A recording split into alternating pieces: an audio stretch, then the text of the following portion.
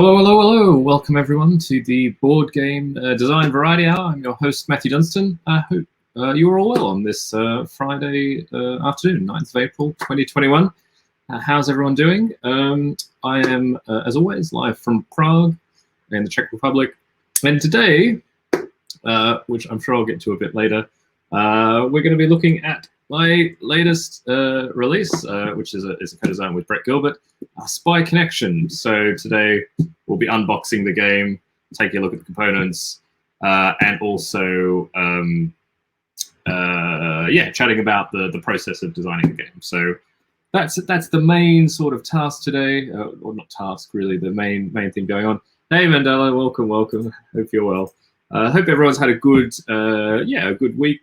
Hope you're enjoying a little bit of a break now or about to finish working. Hi Rob, how you going? Welcome. It looks like a little booth. Hi Alex. I don't quite have enough copies to do the. I've seen on Twitter recently the they make like a little arch or something of games. Thought it was a small box one. No, this is, I guess it's like a Carcassonne size box, roughly, maybe even a little bit larger than that. Hey Rory, how you going? Hey Robert, welcome everybody. I hope you're all well. It is warming up a little bit here in Prague. I think they said it'll get to 15 degrees today. Feeling a little bit more like spring after all this kind of weird snow we've been having. Alex, your height in games you've made challenge. I don't think too many can complete it.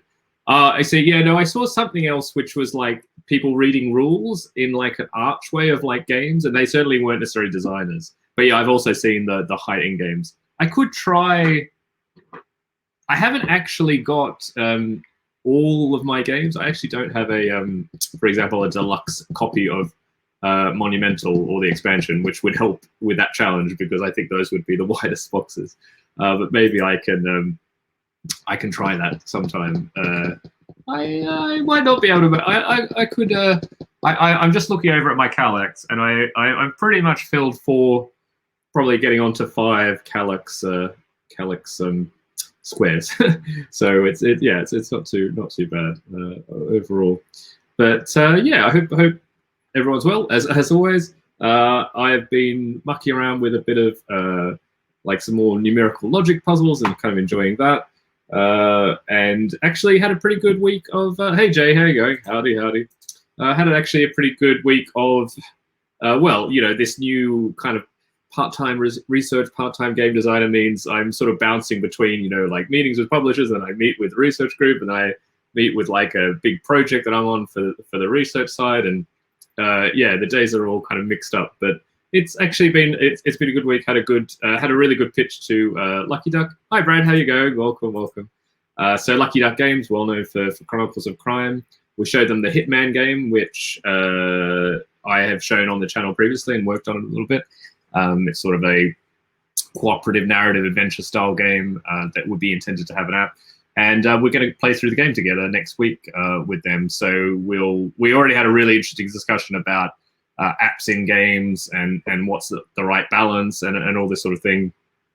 I'd love to have Vince on maybe from Lucky Duck maybe sometime on the stream. I think would be super interesting to talk about how do you get the balance right between these hybrid games. How do you make sure that the app is not too omnipresent, but at the same time you're getting the most out of the app, and it makes sense to have an app. So it's a really interesting kind of space, and there's not a lot of people working in that space, I think, necessarily. So so that was a really, really cool meeting. So that went really well, and we're meeting again next week. So thumbs up there, and thanks to Stream, which helped in some small way that game get off the ground. So that was really great. Had a meeting with Yellow this morning. We're chatting about we've signed a children's game, Theo Rivera and myself, and we're just doing some development. So trying to check in regularly with Yellow. One of the things, especially with right now, in some ways that publisher schedules are getting sort of stretched. So when a game isn't going to be released for 1 or 2 years, sometimes a publisher isn't as they're sort of not thinking about necessarily they have to really rush on the game right now. But what we're trying to do is have some regular meetings even now, even if we're just having very short meetings, like we haven't done much this week or so. But it just means that we keep on top of it and don't kind of like fall behind in that sort of mode. Robert has a question. Is there a concern that the app will stop being supported and the game becomes unplayable? I guess so, but to be honest, I feel like the sad truth of it is that the lifetime of most board games is not that long now. I mean, how many games have you even owned and still play after, like say 3 years? There's not, and I would say especially with these sort of one-shot narrative, kind of games like Chronicles of Crime. Usually when you're going to, when you're playing those games, just their lifetime is like shorter than I'd say the operating systems. Like I think in most cases, operating systems will be around longer than the game will be popular or in print in most cases. And if it's super, super popular, then I suspect that the publisher will make the effort to like keep the app in support, because it makes sense if the game is still in print. So I think that's kind of I actually don't think it's that much of a concern in a way, because I think, except in the case where it's really successful, then the game will sort of die off well before it becomes obsolete, like electronically, if that makes sense. Hi Nicholas, how are you going? Yes, you do spy a large stack of design copies. This is my newest release, Spy Connection from Pegasus Spiel. It's a co-design with Brett Gilbert, and I got my designer copies this week. It's in stores in Europe at least. You can get it in the Czech Republic. You certainly can get it in Germany. And I suspect it will be, finding its way into various parts. It's probably not in the States yet, I imagine, or I'm not sure. I haven't looked yet. Today we're going to be chatting about. I'm going to unbox the game, show it off, talk a bit about the design of the game and all that sort of good stuff.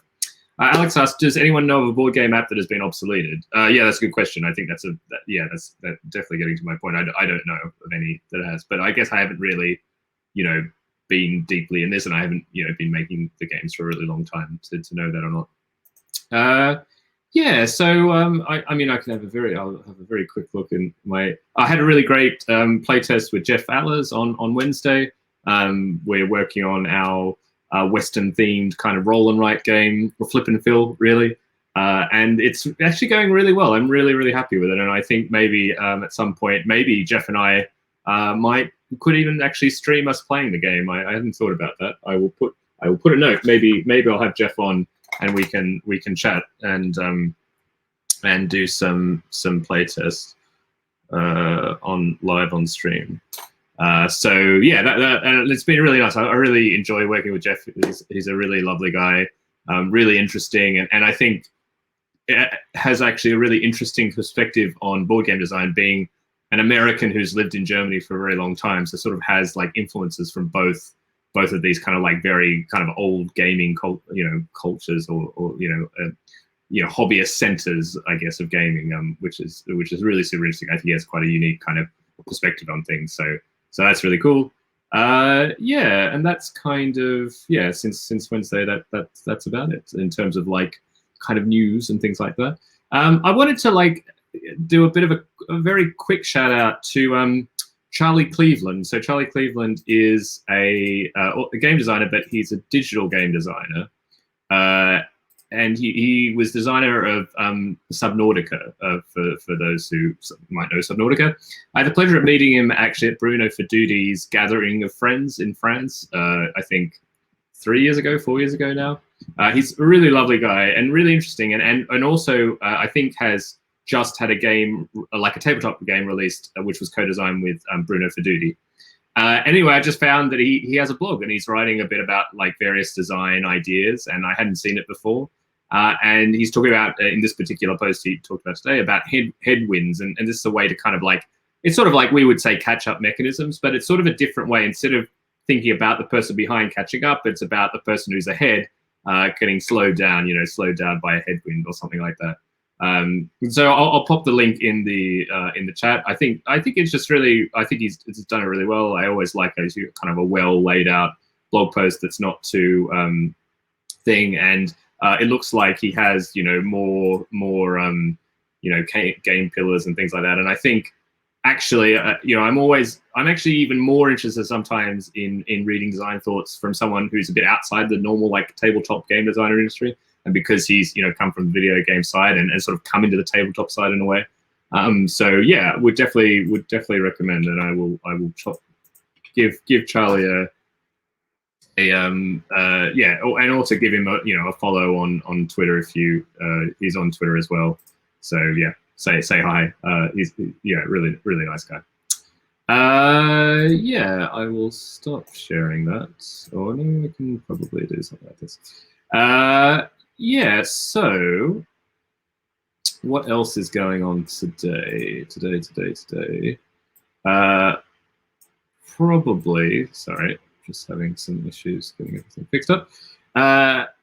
Yeah, so yeah, let's just chat about Spy Connection for a bit. And I should say, as always, if anyone got any questions or queries or concerns or want to chat about other things about games, just pop it in the chat, and happy to be led on tangents as always, I think. So yeah.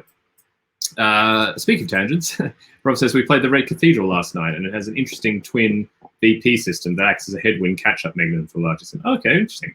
Yeah, I've heard lots. Like I've seen it around a lot, but I haven't read the rules or anything. Do you think it's worth playing? Worth kind of learning something from, Rob? Yeah, I definitely will. Yeah, it definitely it catches your eye. It looks interesting. It's one of those things that there's probably some Euro kind of interest there, but I don't know what that is necessarily. So that sounds quite good. We'll do that probably. Maybe I'll do that. Yeah. Okay. So where shall we start? I'll start with the game itself, because then that will probably give some actual context to what we're talking about. So yeah, so this is Spy Connection, and yeah, it's sort of a, I don't know, I should have had another box as reference. It's slightly bigger than a Carcassonne box. I don't know what you would sort of say. The kind of standard Euro size, but it's very light. There's not so much in it. So Rob says he liked Red Cathedral, a very good value, and does some things cleverly and smoothly. Okay, cool. Actually, I'll check it out. A little clunky on tabletop. That is, that happens, I guess. And yeah, you can see on the back. Oh, I've actually put the box around back. It's a dual English and German edition, and they've actually followed, I think, a really good. Whoops, on this side. A really kind of cool thing. It's like sort of the 1, 2, 3 method for like showing off games. I think like Harbor especially does this very well, and a few other companies. It's more mass market sort of thing. And this sort of shows, like get missions, make new connections across the board and then complete them, and this basically tells you what you do in the game. And I think it's always a really great way to just like quickly, as someone looks at the back of the box, like, what's the game about? It does a really good job of that. I should also say the illustrations were Dennis Lohausen, which is he's, I think, been involved in a lot of Pegasus games, a lot of German games generally. Yeah, it's yeah, that's my connection. So opening the box, I've already unwrapped this one because actually Teresa and I got a chance to play it together last night, which was really nice. I really wanted to play it, and she was up for it, so that's good. You have 2 rule books in English and German, not surprising. And yeah, so the game is actually a fairly light family-style game. There's only, it's just 4 pages of rules. That's it. With some pictorial examples. So it's actually fairly simple to play, I would say. And like you never know about these things, but the hope is it could fit in even something like Twill Yaras or something like that. I think it's fairly straightforward, and you can play as a family in kind of 30 minutes, and it's not too bad. So digging into the box a little bit more, we have the game board, which is I actually really like how it's turned out. So it's actually double-sided. So this is the front side, which is sort of daytime, and this sort of map of Europe, and you're going to be going between these different cities. On this side over here, that's where you're going to put the mission cards that you're going to pick up, and then actually on the back, you have a nighttime board, which is the same. It's exactly the same board, except there is a small difference in what you have to pay for these cards. So here it goes like 1, 2, 3, 3, whereas on this side it's 0, 1, 2, 2. And actually, like the back side is actually like a small variant that you can play, a kind of advanced variant of the game, which was actually thought up by Pegasus, and I'll kind of get onto that a little bit later. But it was a really cool little like addition, because it's basically you get this kind of cool little variant that makes the game feel a little bit different. There's a little bit of a different tempo, but like you just have to put a board on the back of the existing board, so it doesn't cost anything more, and you kind of get a little like mini expansion, not exactly expansion, but another way to play, which is nice. And then we have each player. I've already bagged these up. Yeah, exactly. Alex, there's a nice way to add variance without another component, definitely. And yeah, there are a few map style games of ours that will come out soon where we've tried to always have like kind of double-sided maps, just for interest sake, because yeah, as you said, it's an easy way to add that variance. So each player, you have a small number of components. You have a spy master. So this is the blue spy master. And actually the cool thing is, for those colorblind folks out there, although maybe it's still a little bit difficult to see, but I think it's a really good nod to colorblindness. Each of the spy masters are actually a different shape, which is really great. I'm trying to. So these are all the different spy masters. So you've kind of got your kind of guy in an overcoat. You've got a sort of like a telephone operator controller or something, I always think. You've got a sort of like an agent with a gun, and then again a kind of another sort of overcoat kind of figure, but a little bit more sort of front on. So that's really cool. Everyone gets their own spy master, and then you have a number of agents, and your agents are essentially just the normal kind of Euro disc. But again, because of colorblindness, the nice thing is that you've got these stickers that you get to put on every disc essentially. So every disc, you just have to apply these, you get a little sticker sheet. So you have both the color and the symbol lets you be able to tell the difference between your agents and someone else's. Yeah, they are really lovely spy masters, and it's important. They're like kind of the main piece you're moving around. So that's so they've done a really good job. And well, in case folk are interested, I can show off what the stickers look like. So every player has 15 of their agents. So that there's like one. It's sort of like a UN-y kind of symbol. There's something that's like the Illuminati kind of eye. Brown has got kind of almost like a sword and shield kind of thing. I'll have to see. And then finally you have the kind of almost kind of Soviet red star, which is interesting that they kind of snuck that in. And the final component, so I mean, yeah, it's really, it's game board, 15 discs and a spy master per player, and then you just have a deck of cards, and these are the mission cards, basically.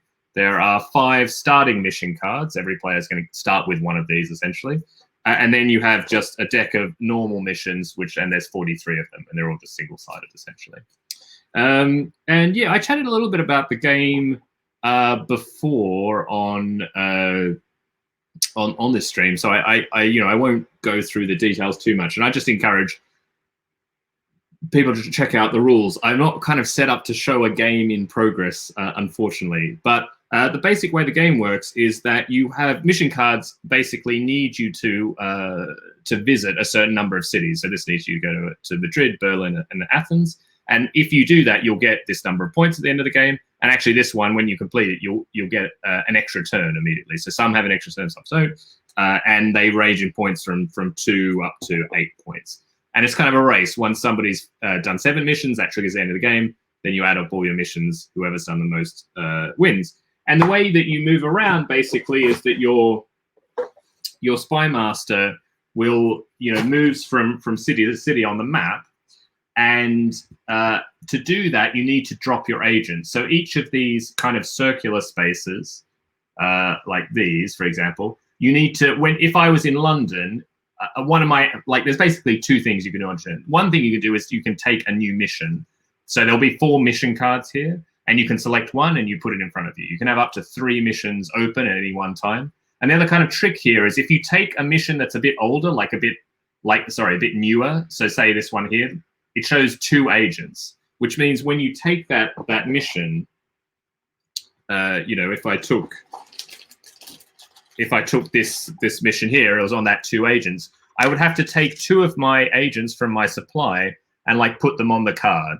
And basically, they're stuck there while it's sitting in front of me as a thing. So I've got kind of fewer agents to work with on the board, and that's important because that's related to the other thing you do on your turn, which is basically put new agents on the board and move around.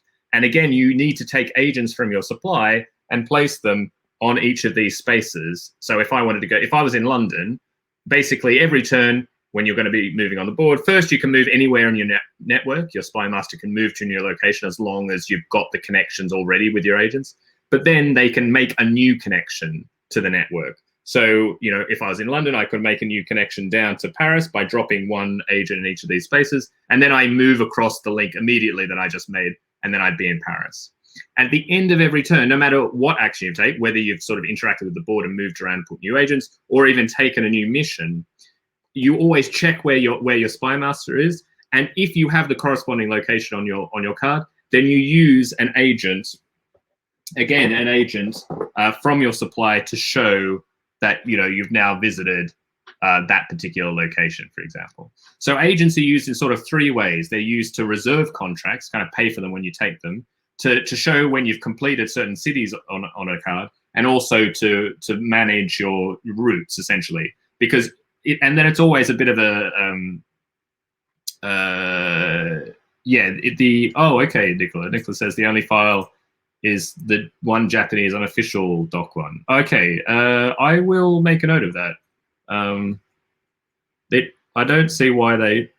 I mean, you could probably get them on the Pegasus Spiel website, but I will ask them about that.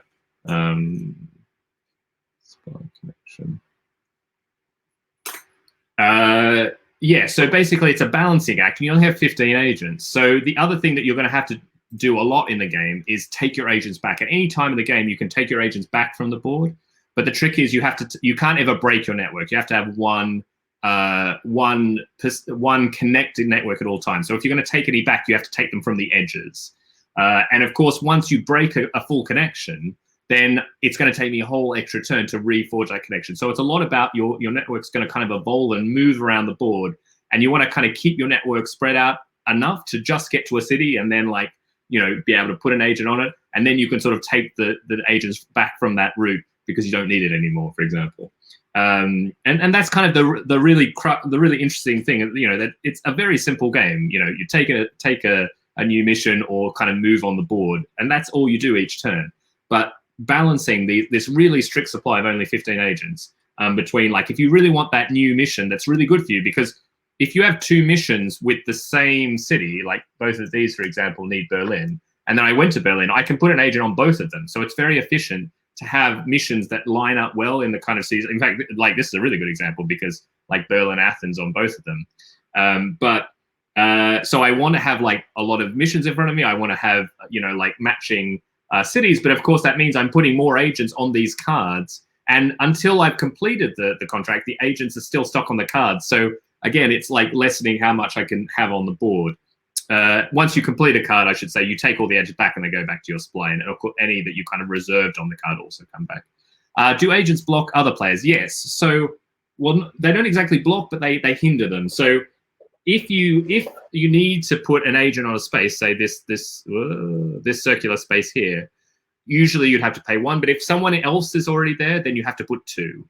No matter how many other players are there, you only, like, the increased cost is only ever two, and you just stack them both on top of it and go on that space. So if someone had already taken this route and then I want to do it, instead of it costing me kind of two agents, it would cost me four. So you can see actually that there's a lot of, there is a sense of blocking and thinking about, like, where does my opponent want to go? Do I want to get there first? So I'm going to make it a bit more, a little less efficient for them.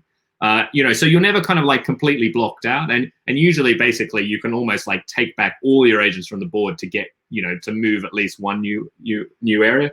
But of course, every time you're taking your agents back, you're kind of maybe costing yourself an action later down the road when you have to remake that route again. So that's the kind of like, that's it. That's really the game, actually. And like the only other things, like there's two kind of little variants you can play with. You can play a kind of harder variant where you only have 14 agents instead of 15. It just makes it harder because you have fewer to work with. And a really nice thing is actually if you're an experienced player and you're playing with new players, the new players can play with 15 discs, and the more experienced players can play with 14. And that's a sort of like a balancing, or a, what do you call it, a sort of handicap. And then you have, so that's sort of one variant. And the other variant is to play on this side of the board. And basically all it's doing is you play with 15 agents. It's just making it more expensive to get new contracts, which changes sort of how quickly you take new contracts, which is kind of interesting. And the other thing is you have one special rule on this side, is if ever you have no contracts and you would want to take a contract, you don't have to pay the agent cost. So it sort of encourages you to have like fewer contracts at any time. Whereas on the other side, normally you're going to want to have 3 contracts going at one time because it's kind of more efficient. So yeah, so that's the full game basically. And yeah, you can definitely knock out a game in like, I mean, in 2 players, you could probably knock a game out in like 20 minutes or something like that. And you know, like 30, 35 minutes for 3 or 4 players. And yeah, I like, I think they've done a really good job. I think it's very clear. That I think the board's quite clear. They've done a lot of work to, all the cities obviously have their name, but they also have like an illustration and a color. So there's a lot that helps you, work out, match the cities, the cards to their cities and things like that. You can see like London is sort of triply encoded with the name, with the color, and with the symbol. They've done a good job with, the stickers on the agents and the spy masters in different colors and different shapes. And they've included a cuppa. Indeed. Very, very important. Unfortunately, I'm not sure if there's any tea. It's either a very dirty cup or it's a full cuppa there. And yeah, that is Spy Connection. It's available in all good game stores. I'm not sure what they're selling for. I think it's like, it might be like 25 euros. I can have a very quick look actually. Spy Connection pictures viewer. Yeah, so on Pegasus.de, I think they're selling it for, well, no information's come up, but it is, what's it going to tell me? It's like, it says buy, but it doesn't give me an actual, oh yeah, so it's, 25 euros, so plus shipping. So yeah, it's, I think it's actually a pretty good deal. Like I like, I think Pegasus always does a good job of keeping things, fairly affordable. I think it's actually a game that I'm actually like really quite proud of generally, I would say. Yeah, exactly, Jay. Yeah, exactly. Streamlined is really the right word, I would say. It's a really, oh yeah, perfect. Thanks very much for throwing that up, Alex. Yeah. But I will talk to them about trying to get them put onto BGD, because I think that just makes good sense. And I like how, I think some of my, I'm not going to say this is as good as something like Through the Desert, but I've always wanted to make games like that, which I think have such a small rule set, but really produce moments of really interesting tension between the players, while at the same time not being overly, confrontational or difficult or too AP. And I think this actually fits well amongst those style of game, and while being a bit of a different style. So yeah, I'm really glad how it's kind of turned out. And yeah, there's a few small things that Pegasus, unfortunately, you'll notice our names are on the cover of the box. They will be in subsequent printings, we've been assured. But that's because actually, would you believe that there was like some sort of graphical, there was some small change that had to be made to the cover very late in the piece, just before it was going to go to print, and actually they altered like the layers of the front cover and unwittingly deleted the layer that had our names. So that's a very small thing, but actually the image on BGG I think has our name, but that's all right. We've got. I mean, these are probably more valuable now because there'll be maybe fewer of them. I don't know. But yeah, so that is yeah. Oops. But that's fine. I mean, these things, it happens, I guess. Yeah, we'll just have to sign them. It was a bit difficult when Brett and I are in different countries at the moment.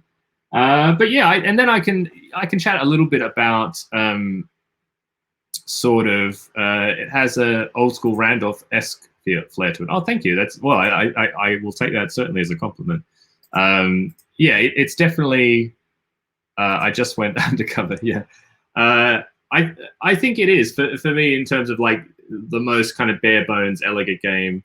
It's something close to like Costa Rica in a way. Like I think Costa Rica also has something of that kind of brevity of rules, and I always worry about using the word elegance, but for things like that. Yeah, but I'm really happy with it. And I mean, you know, hope it will go well. You know, in these pandemic times and, you know, without fairs and things like that, you always wonder how things are going to go. But, you know, fingers crossed, I guess, that it will work.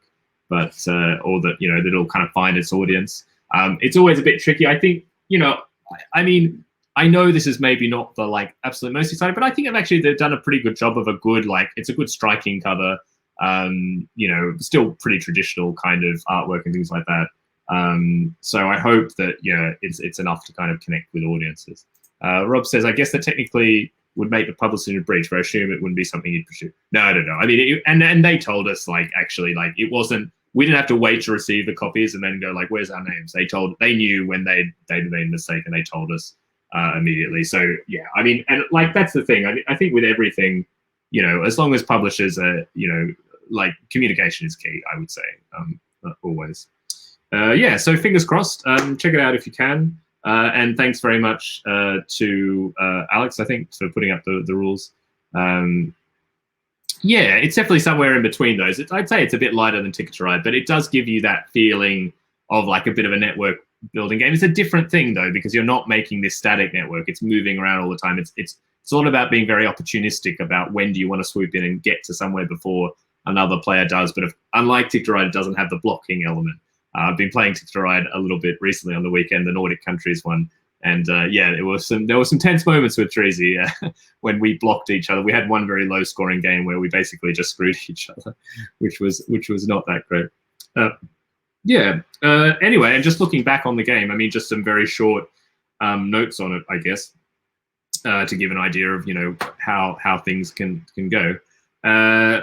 It's actually, I found it a bit difficult to find records of the game, because the interesting thing is, I don't want to say this always happens with co-designs between Brett and I, but usually I'm the one who brings an idea to Brett. And actually, this is a rare case where Brett really had the initial idea. He had the initial idea for this mechanism of having agents that you would use. You'd put one on each space to make a new route, and you would have to kind of manage that resource. And I can see there's love for TTR Europe in the chat.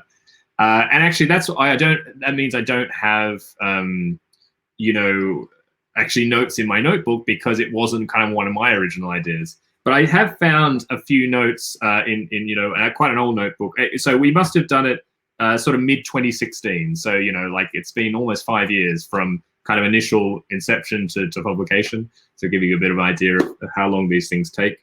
And I have a couple of images of my notebook, which I think I can only tell is basically, I don't know how to, maybe I can make this view full screen. I don't know.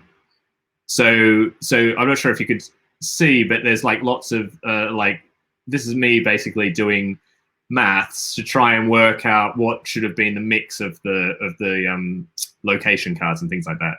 So, you know, it's basically working out, are all the locations sort of equally represented in the deck, and like how many points should they be worth?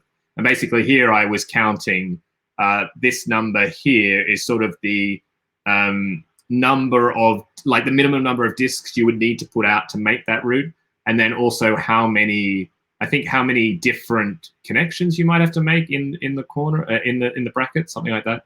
And then the red marks were sort of assigning point values. So I was sort of saying, well, you know, like the ones that were sort of in the 5 to 6 range should be like 2 points, and then 3, and then so forth. Thanks very much, Rory. Yeah, well, I mean, I guess in this case, it was a little bit more like it's working than, like, sometimes when I have ideas or I'm trying to write during a playtest, it can get pretty messy. But because this was just sitting down and like trying to do some working out, like some mathematics basically. But yeah, I basically enumerated, I think this is me enumerating every possible like 2 and 3 city combination. I think there always was the proviso is that you couldn't have two cities that were directly adjacent to be part of like a mission, because that's just too easy. And yeah, so I mean that's just yeah, that's like the kind of, that's all the notes I have. And these were from what is the date I have? Yeah, so it's September 2016. Where I was sort of doing this. So yeah, I don't have a lot of early files or anything like that, unfortunately. Alex says one thing I've been really enjoying is those pivot moments where you have to adjust towards new objective. Yeah, I think this definitely has this sort of case of where you might have these existing missions. You're like, oh, I need to go to that city, and you're always looking out for new missions which you can kind of get along the way, which are going to fit with what you have. But then if you wait and keep taking missions, then people will sort of fill up the board with agents, and it's going to affect, you know, how quickly you can get around. So that can be quite interesting. And yeah, looking back on my notes, and actually my notes were a bit better for pitching this time. We pitched to 10 different publishers, kind of split evenly between Essen 2016 and Nuremberg 2017. We showed it to Pegasus at Nuremberg 2017, and I think they signed it sort of later that year. So I'm not sure how long that they were. I didn't look back to see exactly what the date was, but yeah, it was kind of in 2017 or something like that. And yeah, the game in some ways has been delayed, obviously because of COVID, but you know, it's kind of like the 3 to 4 years time, which is a bit longer than normal. Pegasus is a bit of a bigger publisher. They have a lot of projects going on, and that can sometimes just mean things take a little bit longer. I mean, in this case, I'm happy. You know, it's kind of a classic game, so it's not so much of a problem how long it sort of took in that case. But yeah, it's you know, it is what it is, and I think, of course, you know, there could have been a fair chance it could have come back out like a year or a year and a half earlier. But of course, things with COVID has sort of changed all that. And yeah, this is interesting because it's kind of the first release of mine, I would say, of a completely new game that's happening during the pandemic. So, you know, a lot's been written. There was a Board Game Geek news post from Eric Munn trying to like bring together writings from like Bruno Fatuti, and there was the Steve Kimball article from Z-Man, sort of talking about the current state of things, and yeah, just talking about the poor sales of new games that are released at this time because we don't have fairs. So I'm hoping this can buck the trend. I hope it can kind of again, it's not exactly like a Board Game Geek style game necessarily, so you know, I'm not expecting a lot of hype there. But I hope it can reach, you know, families, and you know, it would be really great. I mean, that the kind of dream is even it could just get recommended for Spielgenres. I mean, of course, everybody wants that, but I think it could definitely fit that audience, and that might help it get a little bit of buzz. And I think this is getting released at the right time. I never know when the cutoff is, but yeah, kind of like late March, early April, I think is always a good time if you're trying to release for that anyway. Brandon's question, what was it originally called when pitching? Did it keep the same name? So early on, when we were working on the game, we called it the Footsteps game or something like that, because you were like taking footsteps with these things. I can also remember it was, I knocked up an initial prototype, not even digitally. We literally like hand drew a board because you just needed a board with some connections to try it out in the initial thing. And then we settled on the name Web of Spies. And that was what we pitched it. And actually, for quite a while, it looked like it may be published as Web of Spies. And there was even it was presented at Nuremberg in, I actually want to say even 2018. So, you know, like it was kind of like out there a bit earlier. And I think it had the Web of Spies name. And then there was a point where I think we found out there was either another game with that, maybe it was a digital game that had that name, or a book, or something like that. Yeah, exactly. BGG says it was announced as Web of Spies. Exactly. So it did actually have that name for quite a while. And there was even, I think there was even a cover which had Web of Spies on it. But yeah, they found out that there was some other, you know, book or game or whatever with that name. So we decided to change it. And yeah, I'm pretty happy with Spy Connection. I think it you know, does what it says on the tin. Maybe not the most exciting name, but you know, direct enough. And I think it, you know, works. I'm glad they kept the spy theme. There was a chance that we weren't going to go with spy theme, but I think it actually works really well for the game and kind of what you're doing.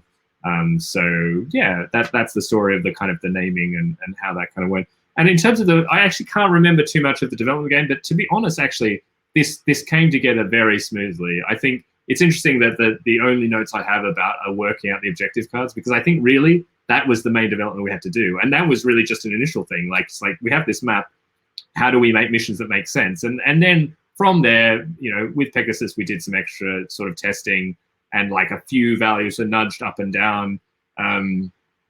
They introduced this kind of extra turn thing on some cards, mainly to break up the, like, again, the tension, because there were sometimes it just felt a bit slightly like, not sluggish, but when you kind of know what you're going to do for the next few turns, and adding in these little extra turn moments were really nice to kind of break that up and feel like you could kind of get a few things done, you know, in a rush. And again, in a smaller, sort of lighter game like this, I think that actually works really well.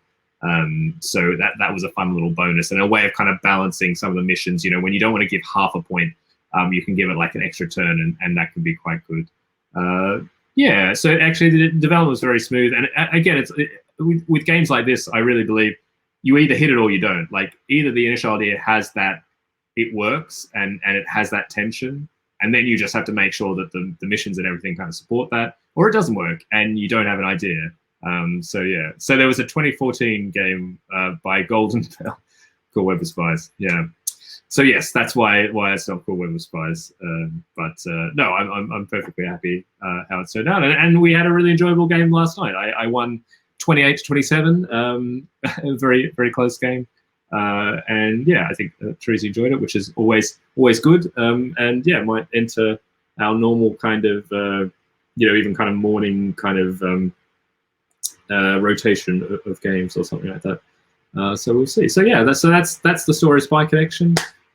Thanks everyone for you know, listening to my rambles. As I said, you know, as I've said before, you know, if you don't if you don't kind of celebrate, especially again during pandemic, you know, if you don't celebrate when new games get released or things like that, then, well, you're not going to ever get a chance to celebrate. So thank you for indulging me and allowing me to celebrate, you know, vicariously through the internet with all you fine folks. Yeah, but yeah, well, that was the main thing I was going to chat about. And now I'm kind of open to, I mean, I guess I can throw it open if anyone's got, no, thanks very much, Jay. If anyone's got like any just random like game design questions or would like to hear me chat about anything, feel free. I've also been going on to Clubhouse a little bit more, like this new kind of, I think it's only on like iOS, but like people like Daryl Andrews and Erica Hayesbury-Aris have been like hosting some like board game design chats and things like that. Carla Kopp as well, and that's been really interesting.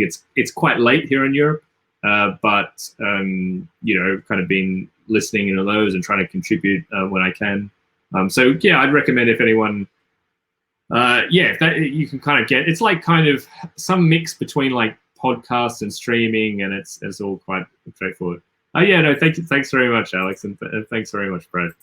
Yeah, so I mean, as always, like at the end of the day, I think you have to be, you know, you have to like, it's impossible to not, you know, you're always like in some way going to base things on how they're received, but I'm trying to be just happy with the product as it is, and that we made this. And in this case, actually, I'm really happy with what we produced, and I'm glad, again, like it's one of those older designs now, you know, like 5 years ago. So it's nice that it's finally like a real thing and it exists. And especially during these times, you sort of never know when things are going to get delivered, or like, you know, there's shipping delays and everything. And so it's nice that this one made it through.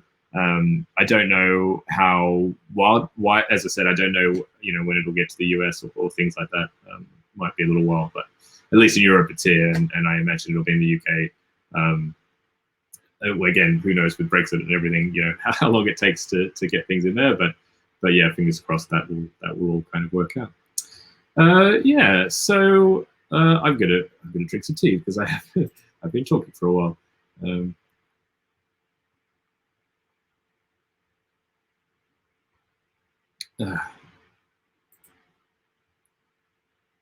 Well, thanks very much, Nicola. My pleasure.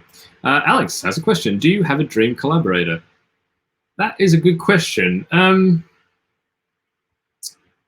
I'm guessing I'm going to restrict myself to people I haven't collaborated with already, because I'd I wouldn't mind trying to make another game with Bruno Cathala, for example. I think we have very similar tastes, and I really enjoy what he makes. I've really enjoyed the few times I met Eric Lang. I mean, I think we like quite different games, but I am extremely impressed by the way he thinks about game design and just like how professional he is. And I would really love to go through that process with him and to see what it's like. Rob wants me to people in the chat. Yeah, well, it's I think that too. Everyone else in the chat. Yeah, so maybe Eric Lang is a bit of an easy one. I'm trying to think of who else I've been that I'm like very impressed with what they do. It's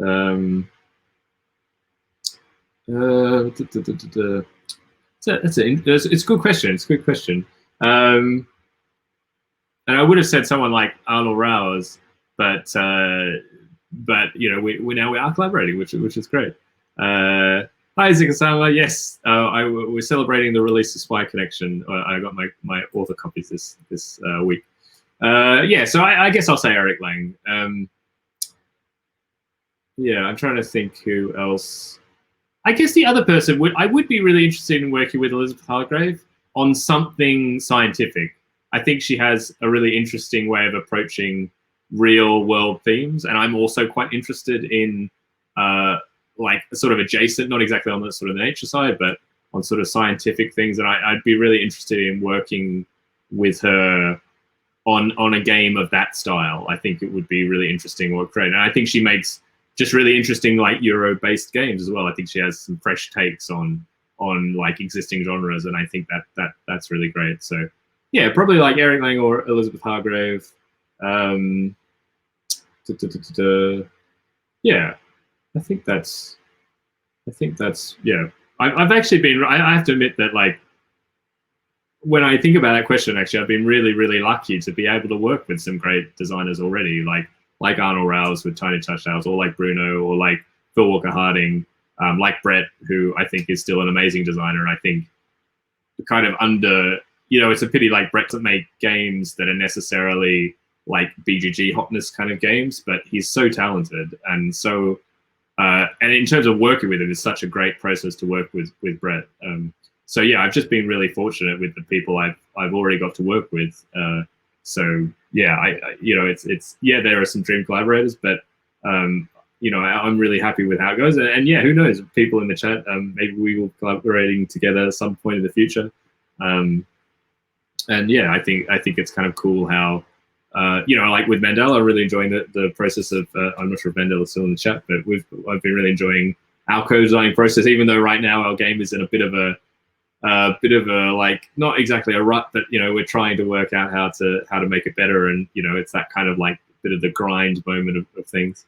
But yeah, I don't know if there's too many people who I really like, and as I say, like with these, you know, with Eric or Elizabeth, I'm not exactly jonesing to reach out. I know, you know, for example, you know, Eric, they're both, I'm sure, pretty busy. So Zikasama says never tried to collab much. Yeah, I think it just different people have different tendencies with these sort of things, and just for me, you know, ever really since getting involved with the Cambridge kind of playtest group, really, you know, at the start of my designing career, it just arose really naturally that it was a group of like-minded folk, and you just started designing together because it just made sense, and or at least it made, you know, sense to me, and now I kind of see everything through that, and I you know, most games I, you know, collaborate with folks, and it's really enjoyable. You make great friendships, and it's just more efficient. And it doesn't always work out. You know, it's not a 100% success rate, but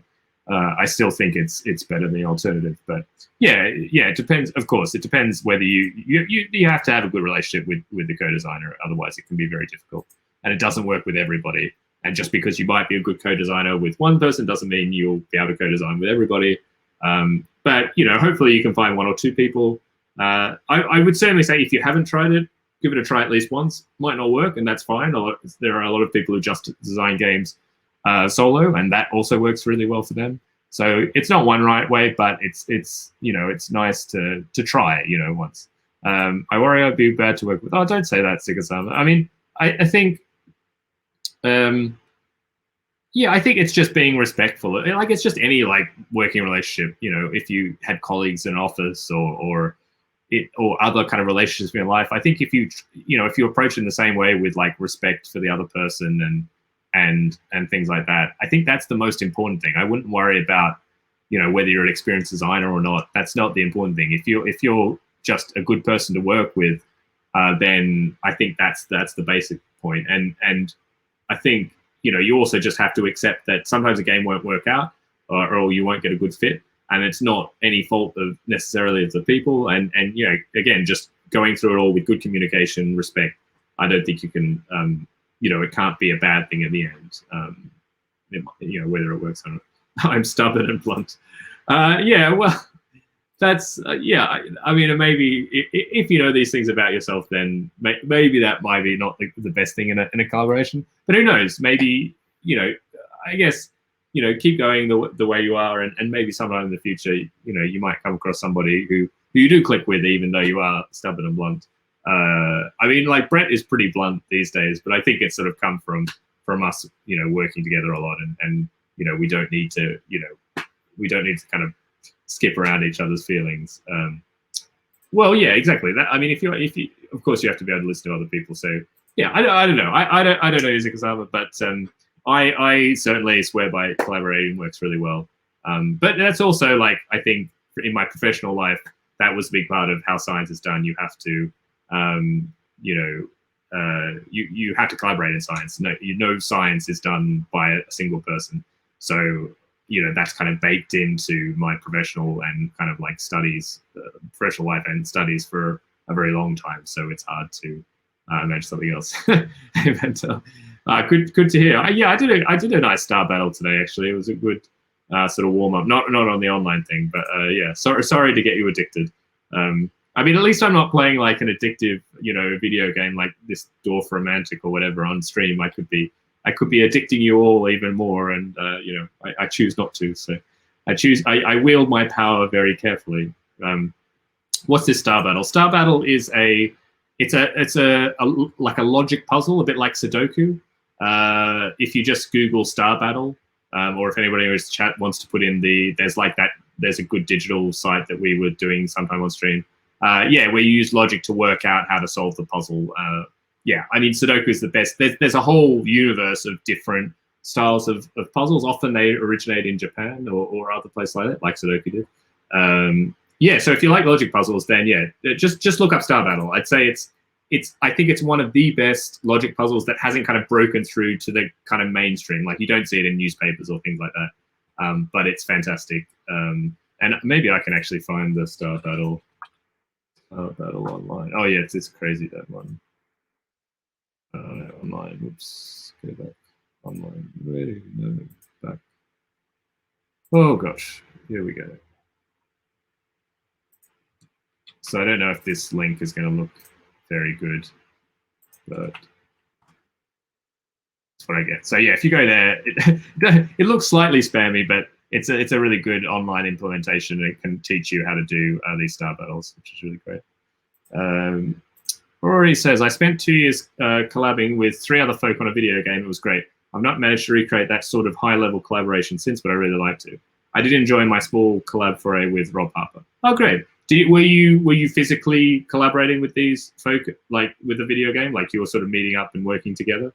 I find that like that is the best way to establish any of these things, and it really helps. It also changes it to be a bit more of a social experience. I think a lot of my collaborations have worked because they're also like socially enjoyable. So I don't see it as I have to go to work. It's like I'm going to meet and play games and work on this game with this person, and that's fun.